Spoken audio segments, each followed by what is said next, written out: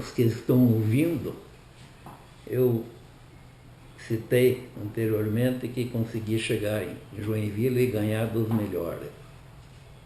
Só que isso teve um preço, porque passado mais ou menos um mês, 40 dias, recebi um convite para ir correr em Joinville outra vez. Aí eu já vi que eles não haviam se conformado com isso, os meus amigos de Joinville, e foi dito e feito. Aí chegando em Joinville para correr, me acolheram bem, como sempre, me acolhiam muito bem. E saímos para a corrida, só que o seu Harald Merkel nessa não correu. Talvez ele não tivesse bem de saúde, algum problema. Eles deram a motocicleta, ele cedeu a motocicleta dele para um piloto que a gente chamava de Ox, não sei o nome dele inteiro, era Ox, um senhor pilotaço também. Bem, deu a largada, saiu eu na frente, o Ox, mais um cidadão que tinha o apelido de amigo da onça, que corria com uma motocicleta, uma JS muito bem preparada também, e as máquinas de menor porte era melhor para tocar numa pista de saibro, todo mundo sabe disso. E eu consegui pegar a dianteira e fui liderando. Quando fechava uma curva para a esquerda, alguém queria, para a direita, alguém queria me passar pelo lado esquerdo. Aí acelerava, saía, passava por esse piloto que queria me passar pela esquerda, tinha outro querendo me podar pela direita. E eu consegui manter, como foi a corrida anterior que eu ganhei. E foi até a penúltima volta. Bom, chegava de velocidade mais ou menos uns 150, 160 reais no fim da reta. Era uma pequena curva para a esquerda e depois uma direita em subida. E muita trepidação também, acredito eu que bati com o pé no câmbio. Quando comecei a subir, fiz as duas curvas, quando comecei a subir, escapou a segunda. Aí aquela velha história, para cima ou para baixo? Para baixo, deu terceira, ela trepidou, eu botei a segunda de novo, acelerei nesse inteirinho, o seu Ox colocou a máquina dele na minha frente. E aí saímos os dois junto, fazendo as curvas, junto, mas o homem andava muito também, né? Tá. Resultado, chegamos junto, com meia motocicleta de diferença. Contamos no retão com meia motocicleta de diferença e ele ganhou a corrida, com todos os méritos. Quando terminou a corrida, eu cumprimentei ele estava com o rosto, vamos dizer assim, quase todo ensanguentado. O tempo todo ele andou atrás da roda da minha máquina. Eu tinha muito motor, quando acelerava, jogava terra, areia para tudo que é lado, né? E ele não se entregou. A sorte dele é que ele tinha um óculos bom, mas em volta do óculos tinha sinal de pedra no rosto dele. Foi uma corrida espetacular. Eu tenho fotografia dessa corrida e do final dela, que quando terminou a corrida, porque em Joinville a assistência era muito grande, tinha muita gente sempre assistindo as corridas. Tanto que quando terminava a corrida a gente demorava para poder sair lá do autódromo, porque tinha muita gente.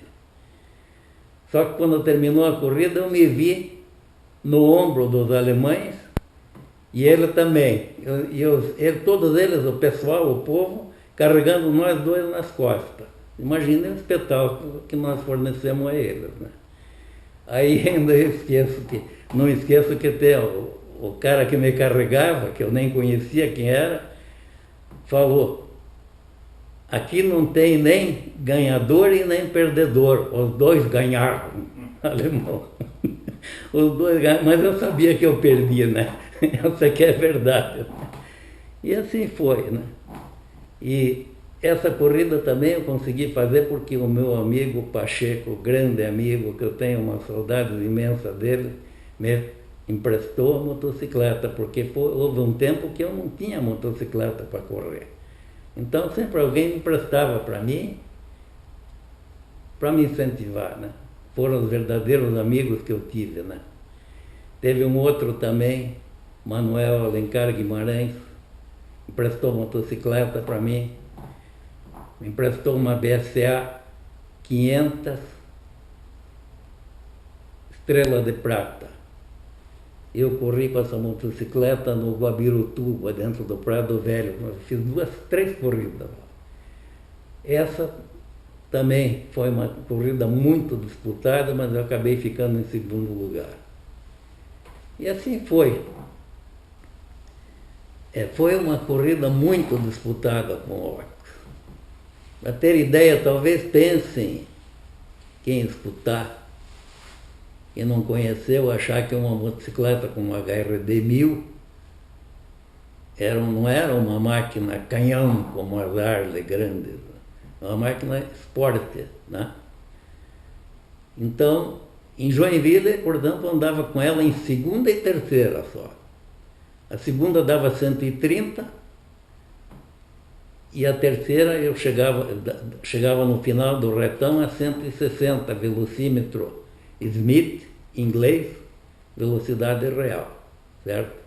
Agora, quando tirava de segunda, punha a terceira, quando começava a entrar em giro o motor, a reta era em subida. Ela ia patinando, porque não tinha o pneu que tem hoje. Era pneu passeio. Pneu de máquina de passeio, porque não tinha pneu biscoito, como a gente diz hoje, que ajuda mais. Então ela ficava, quando punha a terceira marcha e caía no giro certo, ela começava a patinar, ela ia de um lado ou outro da pista. Subia fazendo essa, assim. Então era difícil de controlar, não era fácil. Mas era bonito para quem estava assistindo, né? Porque fazia isso tudo em alta velocidade, não era devagarinho, não. Depois tive outras corridas no autódromo também, em Blumenau, fui correr em Blumenau. Em Blumenau tem um lance que é interessante. Eu preparei uma motocicleta CZ de 150 cilindradas, muito bem preparadinha, para mim correr. Aí a corrida estava marcada para Blumenau e tal. Aí chega o Pacheco, que era presidente da federação, diz: olha, Danilo, o Doio, que era outro amigo nosso, vai te emprestar a BSA Gold Star para você andar lá. BSA Gold Star na época era uma máquina de competição, né? Não era pouca coisa, não. E muito mais leve para tocar. Aí, eu digo, mas eu fiz a moto, fiz a CZ e agora? Diz: não, daí você empresta a motocicleta para o Bira correr. Tá bom, empresta a motocicleta para o Bira, tudo bem. Bira anda bem, tudo.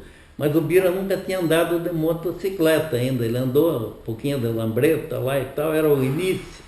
Ele tinha naquela época 19 ou 20 anos no máximo. Tá bom. E fomos a Blumenau e foi a primeira corrida que o Bira fez, ele correu com a motocicleta minha e ganhou, venceu lá. Andou, não precisa nem dizer o que o Bira andava, né? Trabalhou comigo muitos anos e, além de mecânico, um grande piloto. Provado isso mais tarde, que chegou a ser campeão brasileiro, né? E eu consegui ganhar com a BSA Gold Star. Não, olha, vou falar o português bem claro, ganhei porque eu toquei muito bem, mas a motocicleta era muito boa. Porque eu não estava numa fase muito boa, porque eu havia tido um acidente numa corrida anterior no Guabirutuba com a HRD. E Então a gente fica meio traumatizado, né? Não é fácil, né? Mas consegui ganhar. E foi uma festa muito grande, porque justamente naquele dia, foi em 1962, a gente comemorou a minha vitória, a do Bira, e a vitória do Brasil como campeão mundial da Copa do Mundo de 62. Então ficou gravado isso aí. Né? Fiz uma corrida em Interlagos junto com o Bira, uma Ducati 350. Fizemos 500 milhas. Com pouco recurso, pouco apoio, não tinha quase nada, só eu, ele e a moto do jeito que estava, não tinha nem peça de reposição para poder acertar, nem tempo útil de poder acertar. Assim mesmo fizemos o 5º lugar, uma corrida internacional. São 500 milhas. Né? Marcaram uma corrida no autódromo. Por falar em autódromo, até quero voltar atrás um pouco e dizer que a primeira corrida que teve no Autódromo Municipal de Pinhais, a primeira corrida que teve era circuito por fora, como é hoje, só que era ensaio. Correram provas de automóveis, carreteiras naquela época, foi em 1966 ou 67, por aí. E teve uma corrida de motocicleta. E essa corrida de motocicleta, o Bira correu, entre outros tantos que correram, o Bira correu com a BSA Goldstar. E eu corri com uma BMW 500, que preparamos ela, fizemos uma porção de coisa no motor. Essa motocicleta pertencia ao Hildo Breda. E fizemos essa motocicleta para correr no autódromo, ficou muito boa de motor, porque para enfrentar a BSA Goldstar precisava andar bastante. E o Bira pegou a dianteira, eu fiquei em segundo. Tive muitos problemas de ciclística com a BMW, porque era uma senhora motocicleta, mas para fazer a curva da Vitória em alta velocidade na terra, com a BMW não é fácil. E foi. E por azar do Bira, ele acabou quebrando. E eu então fiz primeiro lugar. Foi a primeira corrida que teve de motocicleta no Autódromo de Pinhais, fui eu que ganhei. Tem esse troféu até hoje. Em compensação, mais tarde, já com o autódromo asfaltado, aí teve uma boa corrida também, só que essa foi na chuva. Aí eu estava com a Goldstar e o Bira com Ducati. Aí eu paguei a diferença outra vez, porque eu demorei para conseguir chegar no Bira com chuva, a visibilidade é terrível, é só para quem está andando que sabe o que acontece. Foi até que eu consegui passar ele no final da corrida. Consegui passar e fui obtendo uma certa vantagem e fiquei mais ou menos uns 40 metros na frente dele. Quando passei pela reta, levantaram a placa de uma volta, a corrida estava ganhando. Foi acabar de passar pela placa, arrebentou o motor da BSA, que não sobrou nada. Eu fui fazer a curva da Vitória lá embaixo em ponto morto, que não dá para parar assim como a gente pensa também, tão de repente, né? Então, aí ele ganhou a corrida e eu perdi, quer dizer, ficamos um empate outra vez, né? Teve um lance também de uma corrida de aniversário de Curitiba. Em 1970 houve uma prova em Curitiba, feita pela Federação Paranaense, pelo Pacheco, uma prova no autódromo. Foi convidado gente do Brasil inteiro. Vieram os paulistas, vieram os melhores que tinha. toda aquela raça de piloto bom que tinha em São Paulo, os que foram campeões. Como é que é o nome daquele? Zé Carvalho. Zé Carvalho havia sido campeão no ano anterior, tudo, veio com Harley, Aermac, Aladoro. Era máquina de mundial. Bom, umas 40 motocicletas mais ou menos. E temos um amigo em comum, que era o Fernandinho, que era dono de uma Ducati 250, e que ele falava que estava andando, que andava muito bem, porque ele havia colocado comando de válvula e pistão, com taxa, né? Pistão com taxa maior, cabeçudo, como a gente dizia. Tinha do bom e do melhor dentro da maquininha, e que ela andava muito, se bem que era uma Diana de 4 marchas, Ducati Diana. Bem, aí fomos para treinar, eu não corri nessa corrida. Aí fui com o Bira, assessorei ele, fomos para o autódromo, fomos andar. Fomos não, ele foi andar. Dava todos os paulistas andando, as máquinas melhor que tinha na época, tudo estava andando. E o Bira passava e não ia, a motocicleta não tinha nem ronco. Eu falei, digo, Fernando, você falou que a coisa anda, tudo, eu não tinha visto a moto. Essa máquina não está andando, não tem nem ronco.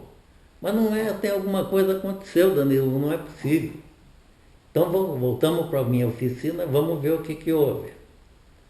Aí desmontamos, tira o cabeçote, trabalha aquilo com eixo rei, se tira o cabeçote, sai com comando, sai com tudo. Fomos olhar, o Fernando tinha andado com ela e teve um problema na junta, e um pedacinho da junta entupiu o furo de lubrificação e azulou o comando de válvula. Para quem entende, vai entender o que quero dizer, virou num cabo de vassoura. Ficou só a lateral do zembro do comando, porque comeu tudo. E agora? Bom, isso aqui está tudo perdido mesmo, né, Fernando?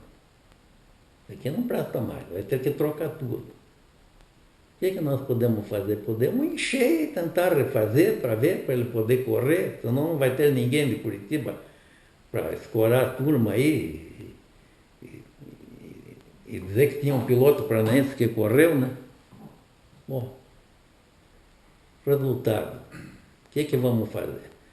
Aí eu carreguei o aparelho de solda, era a única que eu tinha, oxigênio, tempo de botar carbureto ainda, para fazer o gás, né? Fiquei um pedaço de mola e refiz o comando de válvula com solda a oxigênio, um arame de aço. E depois trabalhamos. Isso era de tarde que a gente pegou, porque o motor desmonta em meia hora, muito fácil essa parte de desmontagem. E ficamos eu e o Fernandinho trabalhando